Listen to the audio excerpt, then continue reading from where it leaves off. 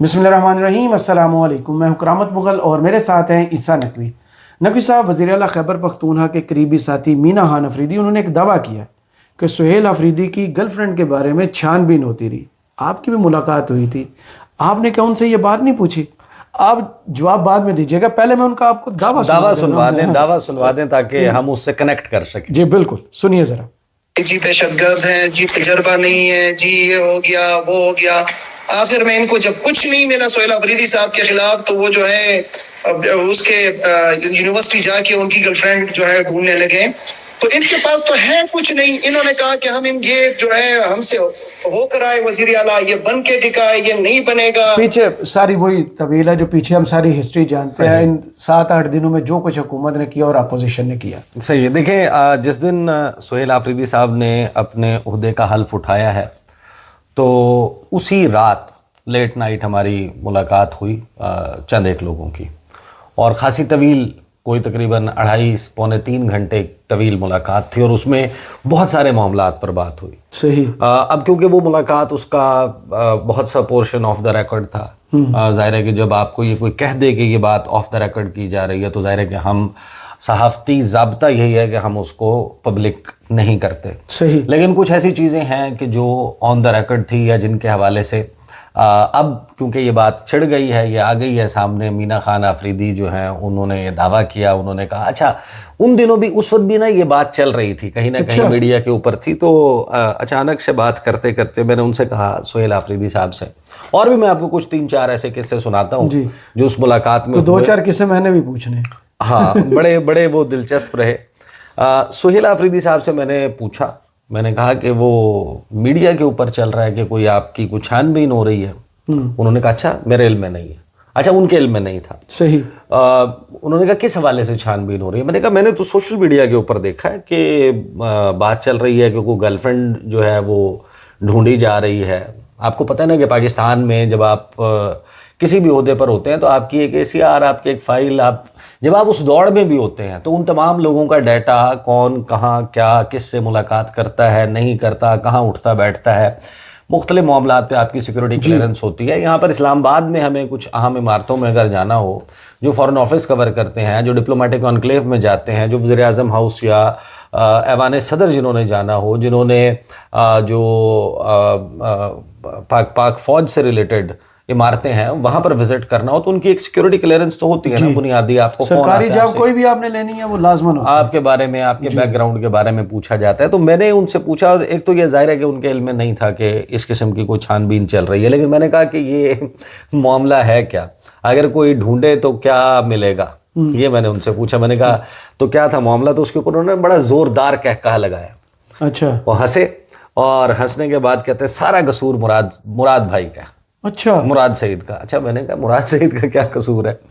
कहते हैं कि देखें, जब वो दौर होता है जिसमें इस किस्म के जज्बात होते हैं, अगर कोई बहकने का इम्कान था भी तो हुआ यूं। कहते हैं कि जब हमारा यूनिवर्सिटी का ज़माना था तो हम अलग क्लास में पहुंच जाते थे, जो पहला कहते हैं पीरियड होता था, उसके फ़ौरन बाद मुराद भाई बाहर खड़े होते थे। मुराद भाई का मैसेज आ जाता था कि आ जाएं जनाब। कहते हैं मजाल है कि यूनिवर्सिटी के पूरे दौर में कोई एक दिन ऐसा हो कि जिस दिन मुराद भाई ने हमें रात 11 बजे से पहले छोड़ा। कहते हैं रात 11 बजे तक जनाब वो तंजीमी मामलात, पार्टी को कैसे तंजीमी मामलात तो तलाल चौधरी ज़हन में आ जाते हैं। तो कहते हैं कि वो जनाब बस वही चलता रहता था। नाम लिखे जा रहे हैं, टेलीफोन नंबर्स लिखे जा रहे हैं, नए लोगों की मेंबरशिप और PTI से रिलेटेड सारे मामलात। रात 11 बजे से पहले तो हम फ्री नहीं होते थे। तो ये सारा कसूर जो है उन्होंने कहा कि मुराद सईद का है। अच्छा, दूसरी 1-2 बातें बड़ी दिलचस्प थी, क्योंकि मेरी वहीं पर मुलाकात जो है वो सुहेल अफरीदी साहब के बड़े भाई से भी हुई।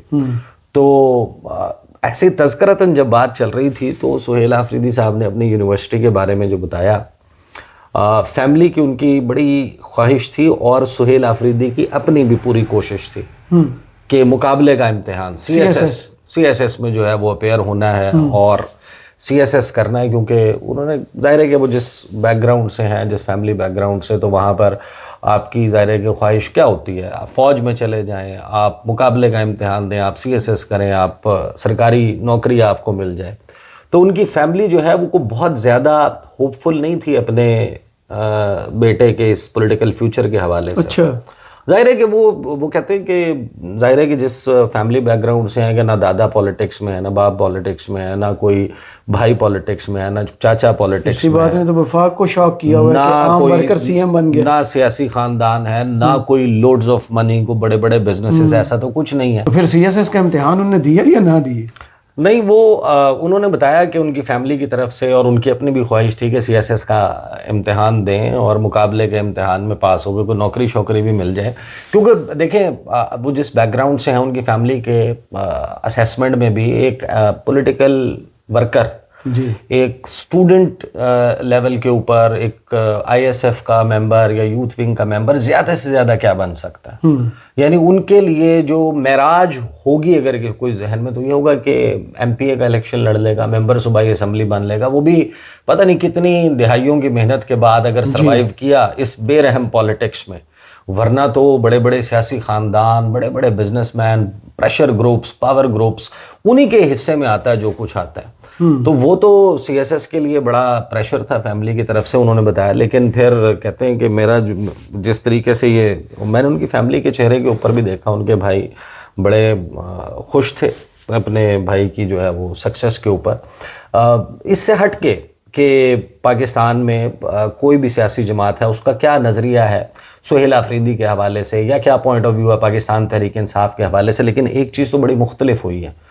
یعنی آپ یہ سوچ نہیں سکتے پاکستان کی روایتی سیاسی جماعتوں کو جب آپ اپنے ذہن میں رکھتے ہیں، سامنے رکھتے ہیں، کہ کوئی شخص وہ ایسے بیک گراؤنڈ سے اٹھے گا اور 1-1.5 سال 2 سال میں وہ اتنے چیف ایگزیکٹو بن جائے، اہم پوزیشن کے اوپر جو ہے وہ موجود ہوگا. بلکہ حیران کن طور پہ اسی دوران گفتگو کے دوران، کیونکہ وہاں پر 1-2 جو ہیں وہ سابق وزراء بھی بیٹھے ہوئے تھے، تو یہ قصہ بھی چل پڑا کہ سہیل آفریدی کو معلوم کیسے پڑا اچھا کہ ان کی نامزدگی ہوئی ہے. اچھا. تو یہ جب ان کا نام آیا تھا تو سنا سی ایم ہاؤس میں کچھ خاص چیزیں چل رہی تھی اس دوران، جب انہیں ٹی وی پر شاید دیکھ کے پتہ چلا.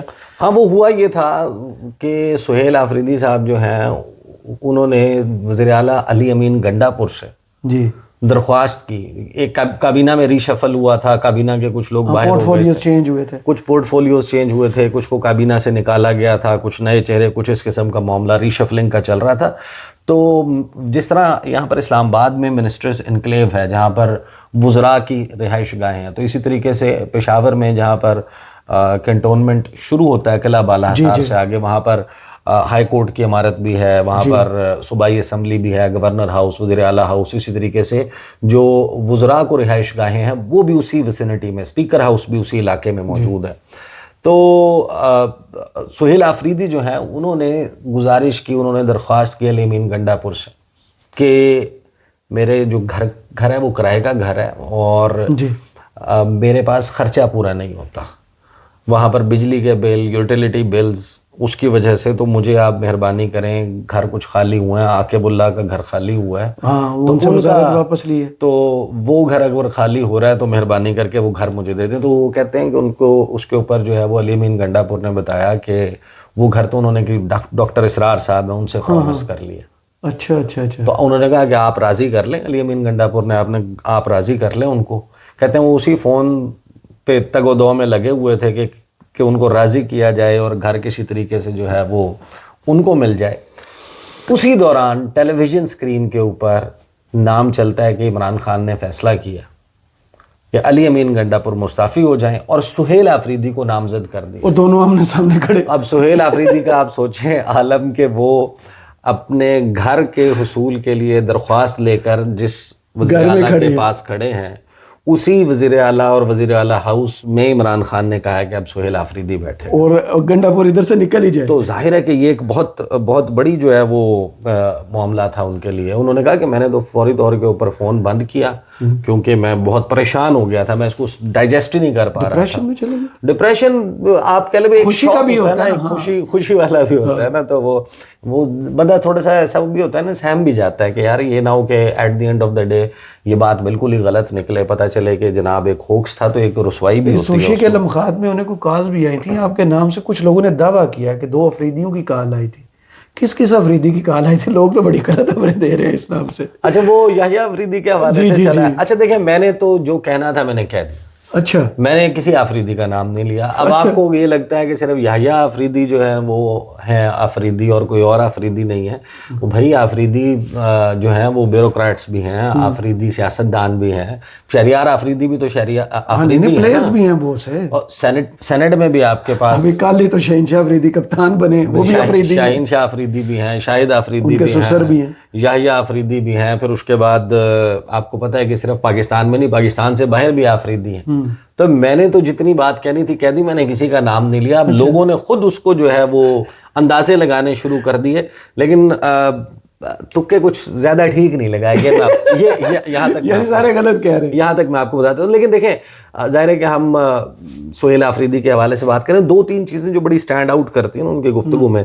मैंने उस दिन भी अपनी वीडियो में कहा था कि सोहेल आफरीदी को ना अभी तक जब तक हम बात कर रहे हैं उनको वो जिसे कहते हैं ना ज़माने की हवा, उन्हें अभी ज़माने की हवा नहीं लगी. अब ज़माने की हवा क्या होती है कि आप इतना बड़ा मनसब, वजारत आला, chief executive of a province, ये एक ऐसी कुर्सी है, ये एक ऐसा नशा है दिमाग को चढ़ जाता कि जो दिमाग को चढ़ जाता है, जिससे आप प्यार करते हैं, कुर्सी से प्यार करना. अभी तक जब हम बात कर रहे हैं, अब उनके वज़ीर आला बने हुए भी कई रोज़ हो चुके, उनके हल्फ उठाए हुए तकरीबन एक हफ्ता जो है वो हो गया. आपको ये मैं ज़रूर बता सकता हूँ कि इस एक हफ्ते के दौरान उन्होंने जो कुछ किया है, वो पहले दिन जिस तरीके का उनका इम्प्रेशन था कि कुर्सी से प्यार नहीं है, मामला वही है. तो इसी वजह से जो अनकन्वेंशनल, एक गैर रवायती सियासतदान, बड़ा जुमला एक बोला था कि वो जो गीदड़ की 100 साल जिंदगी से शेर की एक दिन की जिंदगी बेहतर है, और जैसे उन्होंने इशारा करके गया कि उनके 100 साल इक़्तिदार से एक दिन का इक़्तिदार बेहतर है, उन्होंने ये पहले दिन ही वाज़ेह कर दिया. हाँ, तो वो जाहिर है कि टीपू सुल्तान के नाम से मंसूब जो अक़वाल हैं उनको बयान करना, और फिर आपको पता है कि इस वक्त शहर इक़्तिदार में जिस किस्म की गुफ्तगू चल रही है, उसमें ज़ाहिर है कि पार्टली हमने क्योंकि नेक्स्ट वीडियो में डिस्कस करना है. लेकिन ये ज़रूर है कि सुहेल आफरीदी मुकाबले का इम्तिहान तो उन्होंने नहीं दिया, लेकिन सबसे बड़ा आप कह सकते हैं कि जो सियासी इम्तिहान है उसमें वो पहुंच चुके हैं. और ये भी एक पेशीन गोई जो है वो की जा सकती है कि अगर सुहेल आफरीदी सक्सेसफुल होते हैं अपने इस इम्तिहान में, जिसके अभी ऑब्वियसली आप ये भी नहीं कह सकते कि कोई बहुत कवी इम्कानात है, अभी बहुत सारे क्वेश्चंस हैं, बहुत सारे इफ्स एंड बट्स मौजूद हैं. लेकिन उनको देखें, पहला लेकिन अगर वो ब्यूरोक्रेसी के साथ किया है, उन्होंने रोड मैप दे दिया, फिर असम्बली में आए, अपने पार्लियामेंटेरियंस को जिस तरह उन्होंने एतमाद में लिया, और वफाक को जैसे उन्होंने टकराव का नहीं कहा, आइन और कानून का कहा कि हर वो चीज़ करेंगे जो आइन और कानून के दायरे में उन्हें पूरे इख्तियारात दिए जाते हैं. देखें, अफगान महाजरीन वाले मसले पे उन्होंने कितने प्यार से कहा कि मैं मोहसिन नकवी से मिलने को तैयार हूँ, बड़ा इशू है, 12 लाख महाजरीन. लेकिन पहले इमरान खान से मुलाकात, उन्होंने कहा कि वज़ीर आज़म के नाम से मंसूब ये जो कहा जा रहा है कि सिक्योरिटी के नाम पर इजलास था, सिक्योरिटी के नाम पर इजलास नहीं था, वो था अफगान महाजरीन और फूड सिक्योरिटी के हवाले से मुझे ये पैगाम दिया गया था. लेकिन वफाक ने उसको भी मैनिपुलेट किया. एक जानब आप देखते हैं कुछ वज़रा जो है, एहसन इकबाल साहब कल रात को भी वसीम बदामी साहब के शो में थे, वो बड़ी तारीफ़ें कर रहे थे उनकी. आज अफगानिस्तान के हवाले से आज दिन को अगर हम देखते हैं तो तलाल चौधरी साहब जो है वो, अच्छा इसके ऊपर ना हम बाद में बात करेंगे, लेकिन मैं आपको ये बता दूं कि वो जो इजलास था ना, वो इजलास, उसकी अहमियत का आप अंदाज़ा ज़रूर लगा लें 2-3 बातों से. और वहाँ पर खैबर पख्तूनख्वा की प्रेजेंस होना क्यों बहुत ज़्यादा ज़रूरी थी, उसका भी आप अंदाज़ा लगा लें इस बात से.